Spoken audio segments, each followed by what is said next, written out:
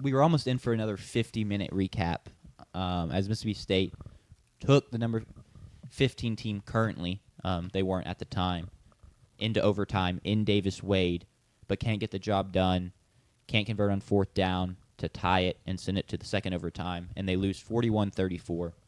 Y'all can just take it away from here. Yeah, I think the most important thing from this game is we shouldn't be walking away from this with a bunch of what-ifs. I don't think that's the best way to view this game. We can say, what if we don't have the 14 points off of turnovers with the pick six and then the fumble? We can say, what if we catch a ball? What if Blake Shapen sees an open guy? What if Brendan Thompson doesn't drop a pass? All these what ifs, but then I don't think that that's fair because what if the offensive PI on Chris Brazzell isn't called because it wasn't really offensive PI, and there were other things that Tennessee had like that could have been what ifs, and they could have won the game by 21 or 28. I don't think what ifs are the biggest takeaway. I think some of the biggest takeaways are I've been trying to think of like how to make this like catchy, and it is stupid. I think I'm just gonna say my biggest takeaway is win. So WHEN. So like when we give Lebby a year to like pour into the O-line and fix it as the head coach, like they did last year on defense, right? Last year we had a bad defense, and they took an off season and addressed it and brought in some guys on D-line, brought in a couple guys in the secondary, and then also just developed some of the guys we had in house. And now the defense looks loads better. We lose two guys in the portal at wide receiver, and Lebby goes and gets Anthony Evans and Brendan Thompson, and the wide receiver room didn't really lose a step from last year. It still looked very good this year. I think that when we give Lebby time to do that, when there's excitement around the program and season ticket holders don't click purchase in the cart and then go put every single game on StubHub so that we're just doomed to be in like an eternal 65-35 crowd for all of our big SEC games. I think when there's excitement around the program and that kind of crap's not happening, I mean, this could be a really good team, and I'm excited to see what Lebby's able to do in the future because like the steps he's already taken in just like a year and a half has been awesome. Another thing I'll say is the people calling for Camario Taylor to start, it just bothers me so much. It's crazy. I do not understand.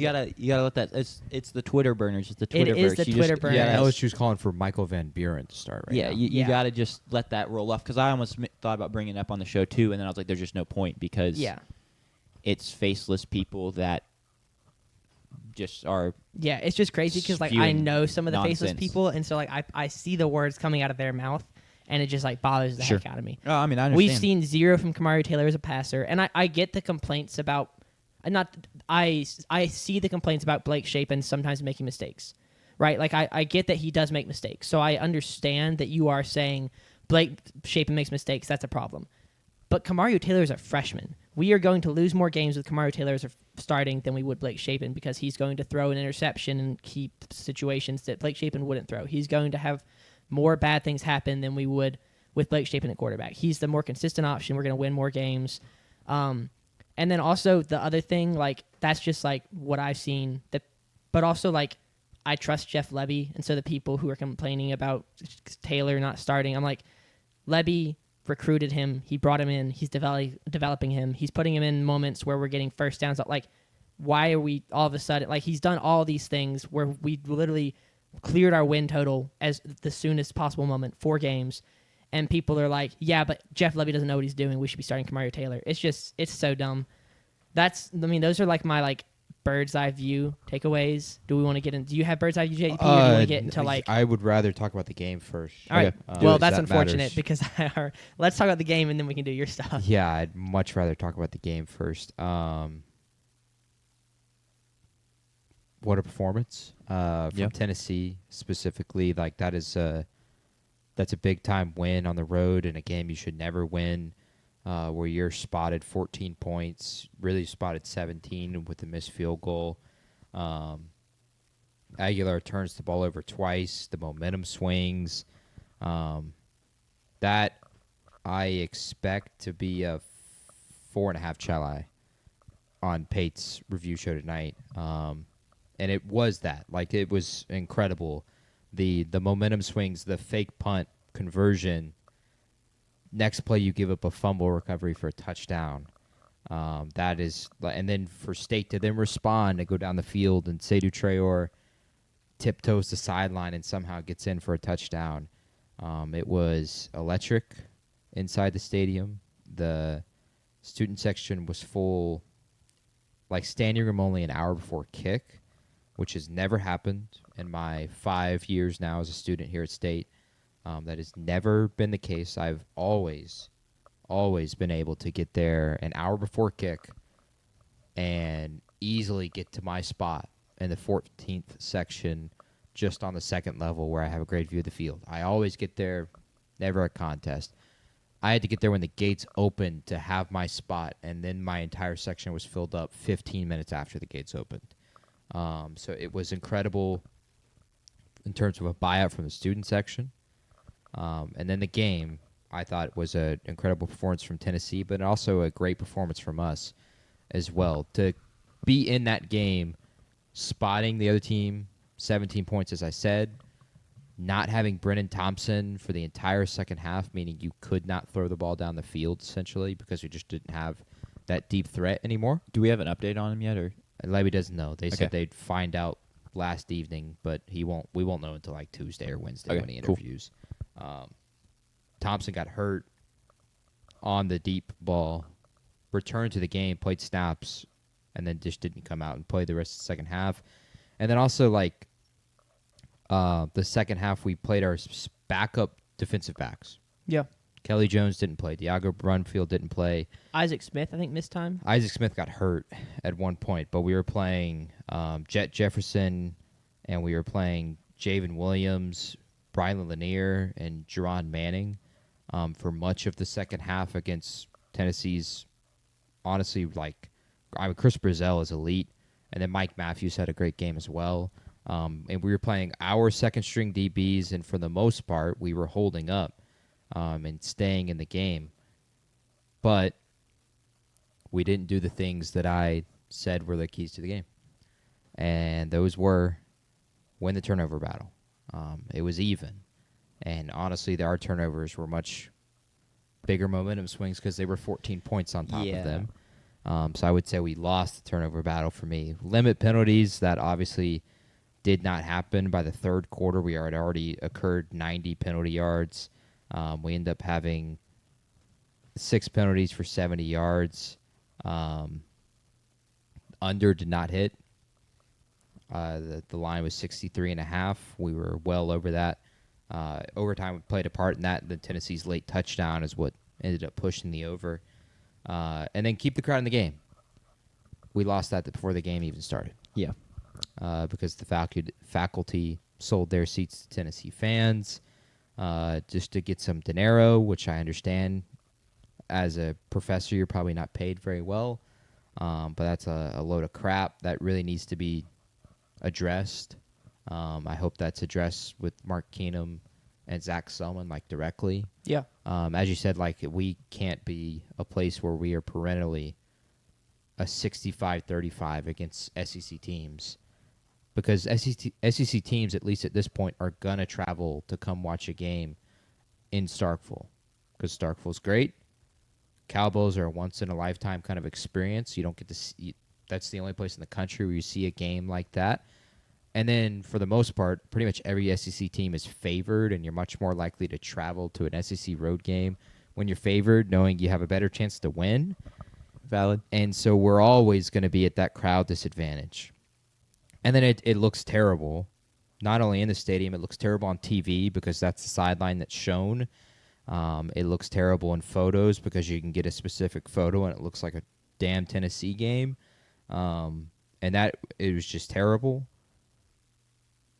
And I still think we tried, but we couldn't get what we got in the Arizona State game, which was an obvious home field advantage that really rattled the Sun Devils in the first half. We were not able to do that. Tennessee had one false start the entire game. Yeah. Now, partially it was because we were ringing responsibly, but also it just wasn't as loud. Sure. Because there just weren't as many State fans as there were for the Arizona State game. Wasn't that clear of an advantage. When you're tailgating outside and you can't necessarily tell from the crowd pop every time who made the successful play, aside from if you can pick out the cowbells in the background ringing, it's not a great sign at all. And so we lost all 4 of my keys to the game. And yet we had the ball to, I would say, go win the game because I thought we were going to go for 2 against Tennessee. And I felt walking into that game, I told Andrew here and the other guys that we were with that, man, what a blessing it is to be walking into this game thinking we have a chance. Considering how last year went, how the year prior went. And so for big picture wise, it hurts. But what a great feeling it is to walk away from a game hurting because you felt like you should have won that game. Yeah. And that just means we're back. We're back. On the Kamario Taylor stuff, I would not start Kamario because this team could make the playoff. Wow. Unironically, we could go 9-3. We could pick up a big enough win because with the way Ole Miss looks, if we were to beat A&M, we're right there in that conversation. You split a Georgia or Texas game, like you go 2-3 in the rest of your home games, and then eke out a win at A&M, and that team could go 9-3. I don't think we will because of health is a big part of that. Albert Reese. Albert Reese is in a sling. Brennan Thompson, we don't know the status on him. Isaac Smith ended up getting banged up in the game. So just a ton of things that did not go our way from an injury perspective. But I would start shaping the rest of the way. It's not his fault that he's missing guys. That happens. Yeah. That's just bound to happen. He also was in a clear disadvantage from an offensive line perspective. Aguilar had all the time in the world. For the most part, we really didn't get pressure outside of 2 or 3 times where we just straight up beat the left or right tackle immediately. But as Shapen was under duress all day, and that was clearly shown both in the 14 points that we spot them. He's pressure all in his face. He has to make a tough throw. It goes through a defensive lineman's hands. It's behind Bothwell. It's tipped, pick 6. And then the other one, he gets hit in the blind side. And that's the thing you talk about in quarterbacks all the time is that how is he supposed to feel that and understand that's going to happen when it happens immediately after the snap? And unfortunately, when you're hitting the blind side, you don't know what's coming, so you don't know how to protect the football immediately. And then the way he got hit, he was never going to be able to recover his own fumble because he essentially got knocked out. He got smoked. They cut him on the sideline after, and it kind of looked like he still was like, what the hell just happened? Exactly. Because, you basically hit by that one's not on him. No. In my, Was that was post Albert Reese injury, wasn't it? That was post Albert Reese injury, Yeah. but it was on the left side. Albert Reese is playing right tackle. Okay. So that was what's his name? Javen O'James. Okay. Who got beat. And that was immediately after the fake punt. So just a huge momentum swing. For us to be able to respond and go down there and score a touchdown, I thought was a great statement. But I thought it was impressive. And I agree with Tucker what he said earlier, that it's probably the walking away from that game feeling a lot better about the state of the program, which I completely agree. We've now got to go and capitalize on the opportunities we've got going ahead. If we don't make a bowl game, it's a disgrace. We should win at Florida. We should beat Arkansas on the road as well. and that's all it takes. And that's all it takes to make a bowl game. And we, I think, are going to be competitive. Clearly, I think in a few more SEC games, we may be competitive this weekend. If y'all just take the week off in terms of being competitive, I really wouldn't mind. I think you're catching us in a good spot with injuries. Tucker, we were talking the tailgate, and he made a great point that he would not hate to see all of our guys that are banged up. Like, if you go into this game, A&M's favored by 12.5. It's in Kyle Field. It didn't go Y'all's first, well last real time. road test. Our first road test. Tucker made a point where he's like, I wouldn't hate seeing Isaac Smith not play. Albert Reese, depending on if he's questionable, don't play him. Just bench all the guys that are on the fence and chalk that one up to a loss, and then get ready for the second half of the season, because this will be our 6th game in a row. We have not had a bye week yet, so we're going into 6 consecutive games. So the entire team, even if they're not hurt, are just tired, exhausted. So it's a fair point by Tucker about resting players. The one thing I'll say real quick, because you addressed it real quick, JP, about like you wanting to see Selman or Keenum say something. The thing I'll say about our athletic department is that like Selman has been like kind of not necessarily quick, but consistent in addressing the fans' desires, if that makes sense. So like the what's it called? The MSU, interlocking MSU, the lights in the football stadium, they're just constantly like they do a lot of the little things right, and then they also do a lot of the big things right. And so I have a lot of Brian O'Connor. Hiring Brian O'Connor, exactly. I have a lot of confidence that they are aware, and they're not just going to sit on their hands and do nothing like John Cohen probably would have. I agree. That's why I bring it up specifically, because I think they will. And now I just want to put it out there that they better. Because it's just, I don't want to beat a dead horse, but to say it a third time, we can't be a team that is 65-35 every SEC game. Yeah. Because the only SEC teams that aren't going to travel to see us are like Kentucky. Well, Vandy every other year when you get Vandy as a Vanderbilt. Like they just don't have that many fans that would travel. Like that just can't be the case. Yeah. Going forward, I'm fine with fans traveling to see it. Like I said, I completely understand it. We're going to travel. The Kyle Field next week because Kyle Field's sick. Now Kyle Field will be 95% to 5%. It was last time. It'll be cool. It helps when your student body's so big. You just have 40,000 students pull tickets for a game. Yeah. And then that makes up a good portion of your crowd right there.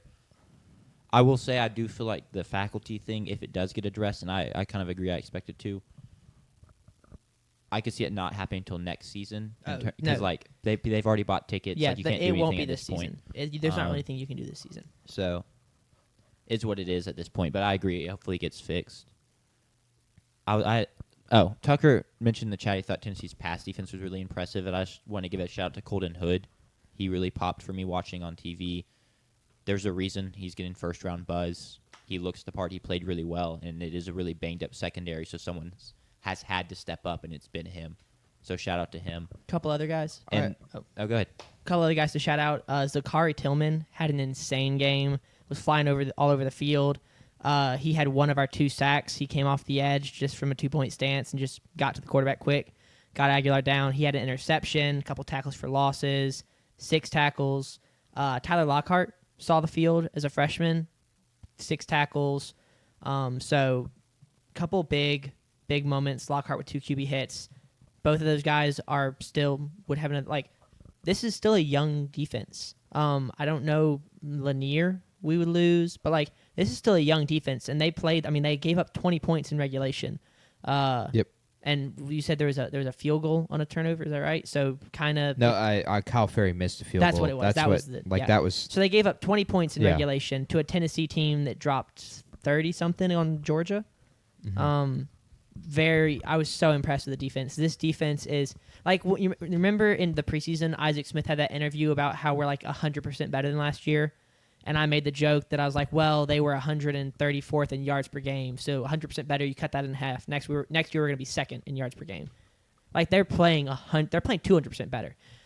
They look incredible. And last year, I feel like a lot of the narrative at least for me, I'm not going to speak as State fans, but for me, the thing that hurt so much was I had 0 things to be proud of. We played so bad. We played without effort. There was so little to be proud of. There hasn't been a game yet, 4 wins and now a loss. The wins are easy to be proud of. But that loss, I'm very proud of. I'm very proud of both sides of the ball and how they played. The people that now, I'm not proud of are the fans. And we're not going to pick that back up. Sorry. But, I am so proud of the team and the way they played. And the guys that, stepped up on defense that we didn't know what it was going to look like coming in this year because we did return some guys from last year. And then we lost some guys that we thought were going to, Bryce Pollock. Losing him was... he got a bag, so yeah, we thought that was going to hurt. Where did he go? Then Texas Tech. We thought that was going to hurt. Bad. Yeah, we thought that was going to hurt us defensively, and then we've had guys like Kelly Jones step up and really kind of regain the mantle of what it means to be Mississippi State defense. Mm-hmm. So that's what I'll say about our defense is we had a lot of guys play their hearts out. It was It was insane. And like getting to be on the field and like seeing like the tears in their eyes, like walking off the field, like they're mad, they're upset. And I hope that like they can like turn it into like a productive anger and frustration, right?